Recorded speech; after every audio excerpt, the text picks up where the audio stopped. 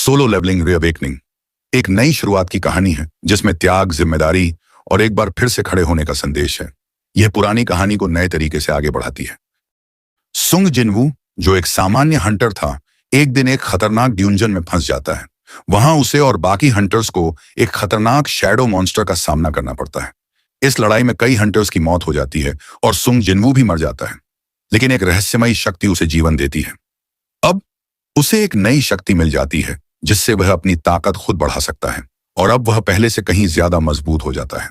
फिर सुंग जिनवू कई शक्तिशाली विलेन से लड़ता है और हर बार अपनी शक्ति को और बढ़ाता है। अंत में उसे इग्रिस नामक खतरनाक विलेन का सामना करना पड़ता है। इग्रिस के साथ एक जबरदस्त लड़ाई होती है जिसमें सुंग जिनवू अपनी पूरी शक्ति लगाकर उसे हरा देता है। इस जीत के बाद सुंग जिनवू को एक संदेश मिलता है जिसमें उसे बताया जाता है कि अब वह अपनी शैडो आर्मी बना सकता है।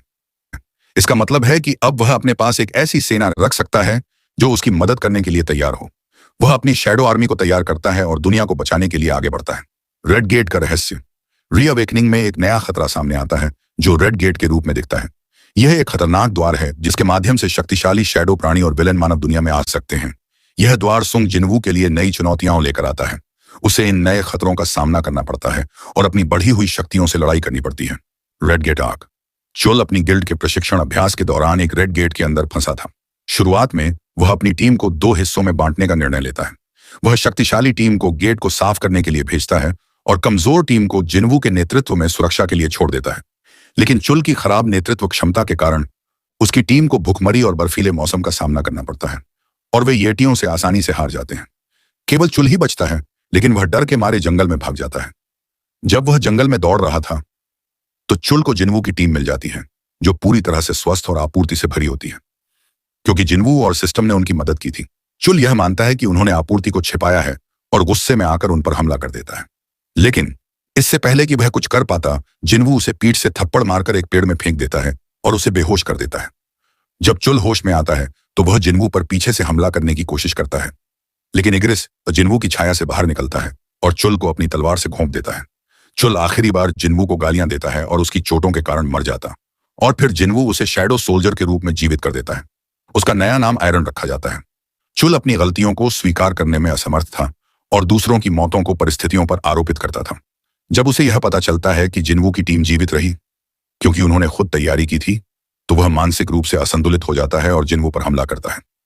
हालांकि उसका यह कदम उसकी मौत का कारण बनता है। किम चुल को खत्म करने की कोशिश में बरूका ने उसका पीछा जंगल में किया, जहां उसकी मुलाकात जिनवू से हुई। जिनवू की ताकत और उसके पूरी तरह मानव न होने का एहसास होने पर बरूका ने उसे एक प्रस्ताव दिया। उसने कहा कि अगर जिनवू अपने दल के सदस्यों को बलिदान कर दे तो वह उसे जीवन दान देगा। स्वाभाविक रूप से जिनवू ने इस प्रस्ताव को ठुकरा दिया और अपनी छाया से शैडो आर्मी बुलाकर बरूका की सेना से लड़ाई की। शुरुआत में बरूका को बढ़त मिली, लेकिन जिनवू की छाया सेना ने अंततः उसकी सेना को हरा दिया। बरूका खुद आयरन, इग्रिस और जिनवू के संयुक्त प्रयासों से संघर्ष करने लगा। जब उसके सभी साथी मारे गए तो बरूका ने जिनवू को मारने की कोशिश में उस पर हमला किया, लेकिन जिनवू ने अपने खंजर को टेलीकिनेटिक तरीके से फेंक कर तेज कर दिया, जिससे उसका हथियार टूट गया। पूरी तरह से घिरा हुआ और निहत्था बरूका आखिरी कोशिश में जिनवू का हाथ पकड़कर उसे मारने की कोशिश करता है, लेकिन तब तक आयरन पीछे से चुपके से आ जाता है और अपनी युद्ध कुल्हाड़ी से बरूका को जमीन पर पटक देता है। इस तरह बरूका की मौत हो जाती है। लड़ाई का अंत। जिनवू अपनी स्किल का इस्तेमाल करके बारूका को अपनी शैडो आर्मी में शामिल कर लेता है। अब बारूका भी उसकी सेना का हिस्सा बन चुका है।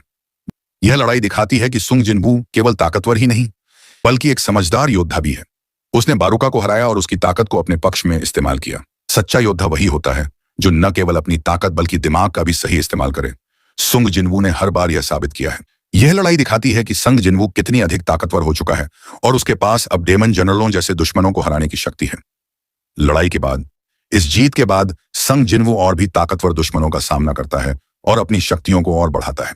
बुराकन पर विजय संग जिनवू के लिए एक और कदम है जो उसे मोनार्क्स से लड़ने के लिए तैयार करता है ताकि वह मानवता को बचा सके। यह लड़ाई संग जिनवू के लिए एक महत्वपूर्ण मोड़ है क्योंकि यह दिखाती है कि वह अब दुनिया के सबसे ताकतवर लोगों में से एक बन चुका है।